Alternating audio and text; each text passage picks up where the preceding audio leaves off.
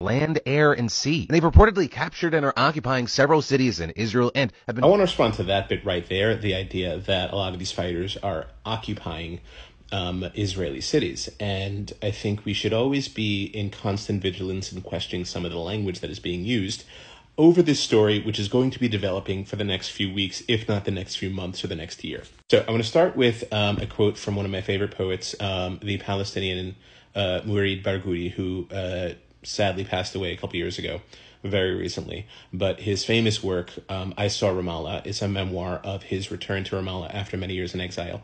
And it ends with this quote. Sorry if I'm spoiling it for you.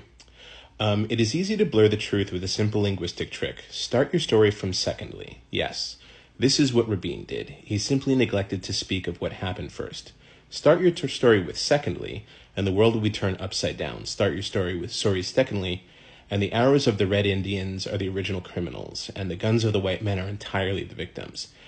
It is enough to start with secondly, for the anger of the black man against the white to be barbarous. Start with secondly, and Gandhi becomes responsible for the tragedies of the British. That was written 23 years ago, and it's still, like, true, and you see in that language. So, a lot of the cities that they're talking about, all of the land that they're talking about, was once where Palestinians resided, in towns, villages, and cities. And some of the cities that you'll talk about, there were Israeli cities, but you have to ask yourself, how did they become Israeli cities in the first place? And the way they became Israeli cities in the first place was through ethnic cleansing and destruction. A lot of these villages were destroyed, mutilated. The populations, civilian populations, were killed and then raised over.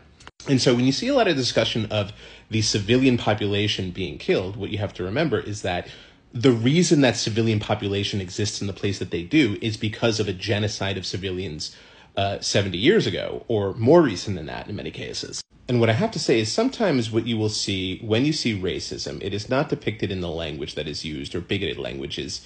It's where history begins. It's where they've decided that history starts. And in this case, many of the people who will be reporting on this will start with history beginning as of these lands, cities, towns, villages being Israeli or Jewish settled places. Like, that's where history begins, as opposed to before that when there was a genocide.